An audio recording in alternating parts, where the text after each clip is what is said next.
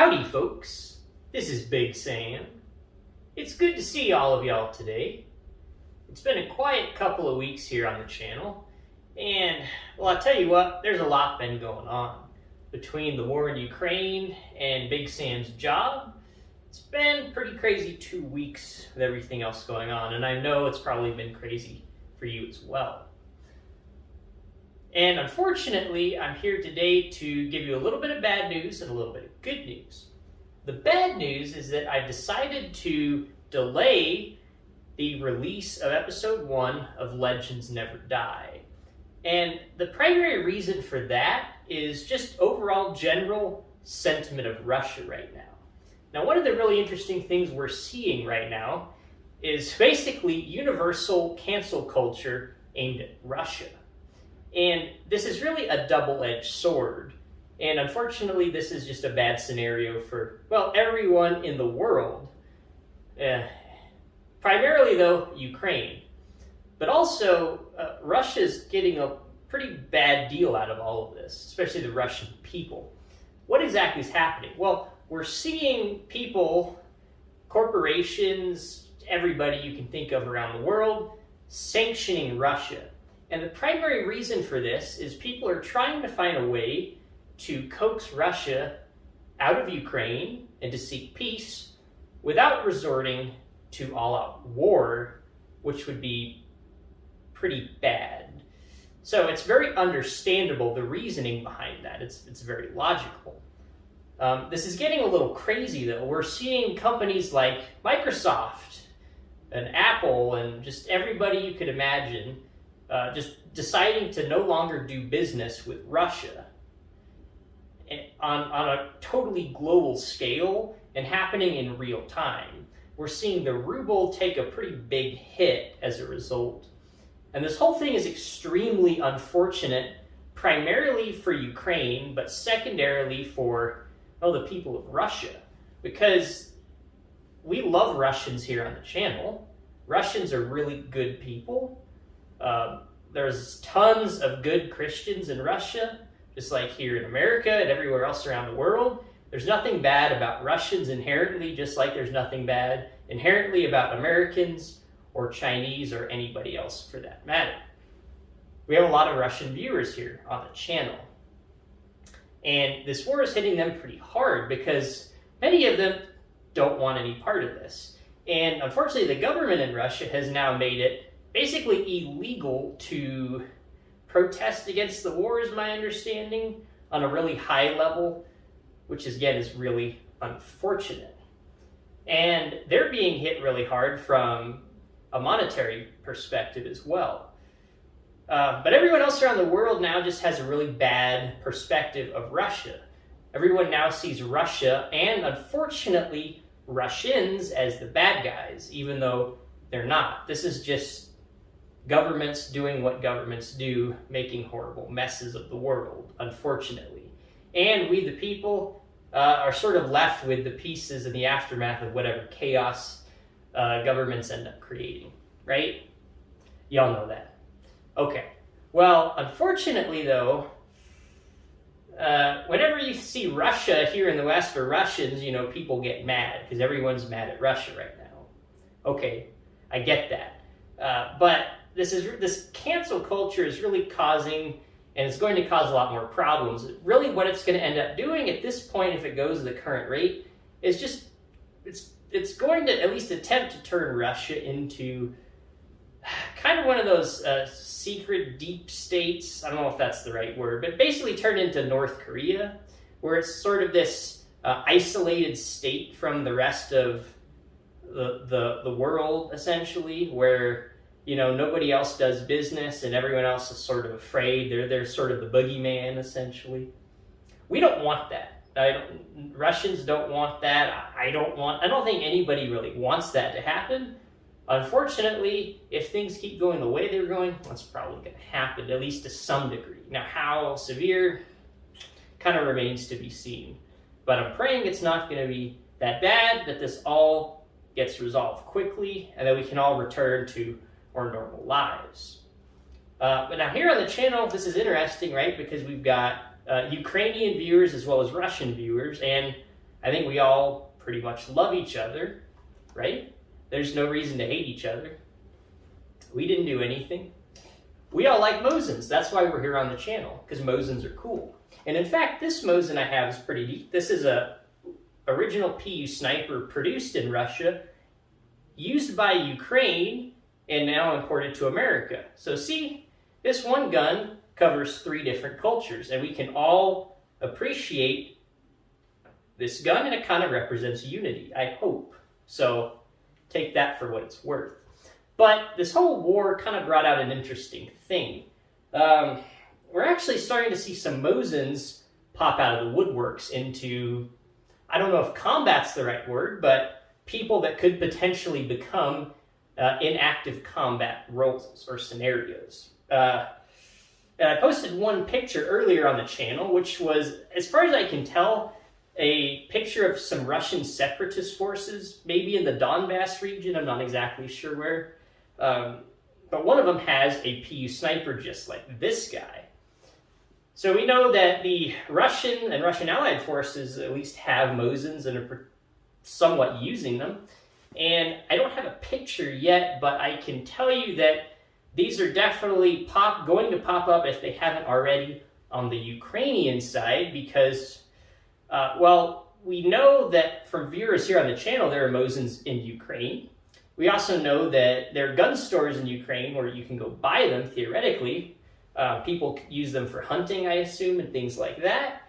So on a civilian level, they're going to end up with them, because my understanding is that the government in Ukraine has now made it a lot easier for civilians to go purchase a rifle, like a Mosin, or a shotgun, something like that. I'm really fuzzy on the details, so if anyone's more familiar with that, please feel free to inform us better in the comments. So we're going to see Mosins coming out of the woodworks, and we already have. So this brings up a really interesting question, though, and it's something we've been harping on the channel for a while. This gun is a 131-year-old design. This is the modernized version, and this one's only about 80 years old. It still works, though, and it still uses modern ammunition.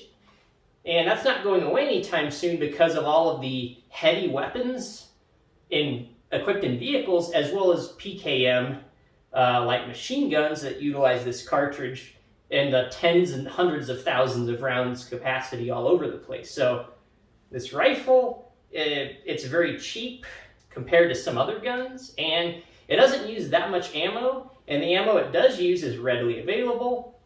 It's inevitable this is going to come out of the woodwork sooner or later in one conflict or another. And we've seen that time and time again, and we've seen it yet again in 2022 in the Ukrainian conflict. But what I'm thinking now is, instead of focusing on the history of Russia, which is really what Legends Never Die is about, and I'm not postponing that because I want to cancel Russia or anything like that. I'm not really interested in that sort of thing. We might as well just cancel this whole channel, which I'm gonna pass on, and I think you probably would as well, at least hopefully most of you. But I think what would be interesting here is if we took this rifle and well, really, the main reason, though, that we're going to postpone Legends Never Die is because, again, going back to the sentiment thing, I'm worried that too many of our viewers have a negative sentiment of Russia. And I understand that y'all are mad about the war, I understand, but, you know, most of the viewers on this channel probably don't want any part of that. So take that for what it's worth, especially the ones in Russia. So I'm not mad at the people of Russia. I'm sort of mad at their government for getting the world and everybody else and the people of Ukraine into this mess, but that's a whole nother rabbit hole that we don't need to go down over. Okay, so we're going to kind of wait, and hopefully this whole situation is going to pass peacefully. That's what I'm praying for. But eventually, you know, people are going to, I'm not say forget about this is not the right word, but especially people here in the West that are more isolated from everything, the temperature and sentiment to Russia is eventually going to go down, and hopefully sooner rather than later, especially if the conflict ends soon, which I'm praying again it will. So we're going to revisit some of these things because, again, Legends Never Die is specifically, at least early on, the first episodes, focus heavily on the history of Russia. So unfortunately, some people have sort of tainted views on Russia right now. And it's unfortunate, again, because it's a really story of triumph over tragedy for the people of Russia, showing what they went through. And again, they're going through bad things right now. Not as bad as the Ukrainians yet, but it's not pleasant for the Russian people right now either. So remember that.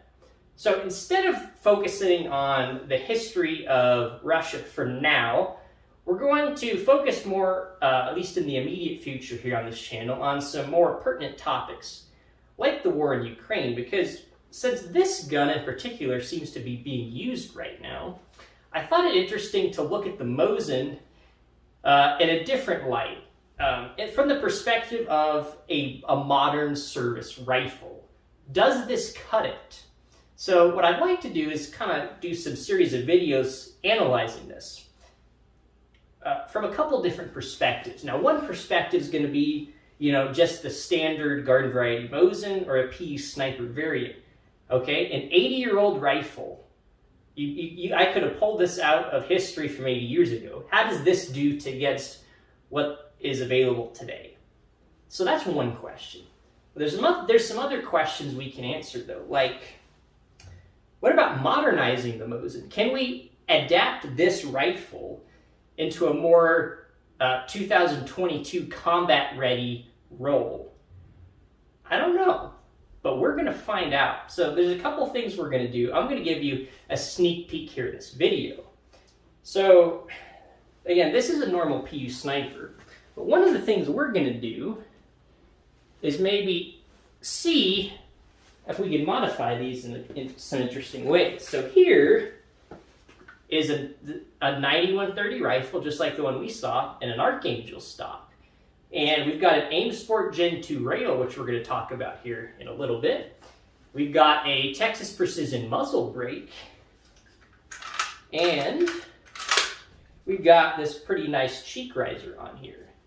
I don't have a scope yet, but again, we're going to get to this in another video. This is just a sneak peek. We even got a deployable bipod. That's pretty fancy. Kind of interested to see how much better or worse this makes the Mosin, and are there certain roles where this could be better or it could be a lot worse than what we just looked at, the PU sniper rifle. So that's one thing we're going to look at. Now another thing we're going to look at, something a little bit more probably common, a little more cost effective, is the Monte Carlo stock. Now these are cool. These will fit on any Mosin, have a semi-pistol grip, and it's just polymer, really simple. You can even mount a sling on it if you want to, like this guy has here, and put some pretty cool rail system on here like we just saw on the previous rifle. Does this make the gun any better or any worse? I'd be interested to find out. Now, another interesting aspect that we have that we can take a look at is taking a gun like this Ukrainian PU sniper, and comparing it to some other things that it might be used either with or against on the battlefield. For example, most rifles you see in pictures in the Ukrainian conflict are probably going to be like this, your kind of garden variety Russian AK-74 pattern rifle, chambered in 5.45 by 39. So a lot of these actually, in fact, most of them I see in pictures and videos in Ukraine are just using iron sights like this. Kind of an ancient gun. I mean, this is like almost a 50-year-old gun. And going off the AK platform's a lot older than that, but I thought it would be interesting to see kind of how would this compare in this current configuration to maybe something like the PU sniper, or one of the other variants that could potentially be in use or become in use in Ukraine. Now, another thing you also see in Ukraine are some heavier weapons like this RPK rifle, which is chambered in 7.62 by 39. And you also see some RPK 74 variants chambered in 545 by 39 as well. This is what is this? This is an ancient Trigicon on here, which is kind of horrible, but I thankfully haven't seen these in Ukraine. This is not really that good of a sight. But how does something like this compare to a PU sniper? I don't know, but it'd be interesting to compare them. Now, another interesting what-if scenario would be, what if Poland either became a combatant in the war or started sending weapons to Ukraine? We've already seen countries send things like Javelin missiles and a lot of anti-tank, anti-air weapons into Ukraine, but what if Poland starts sending small arms? I don't think we're at that point yet, but who knows? We could be there tomorrow. I don't really know. For example, though, this is a Polish military spec 5.56 NATO barrel rifle. So pretty similar, actually, to that AK-74 we saw, but this is in 5.56 NATO. Pretty interesting rifle. So we could maybe compare some of these.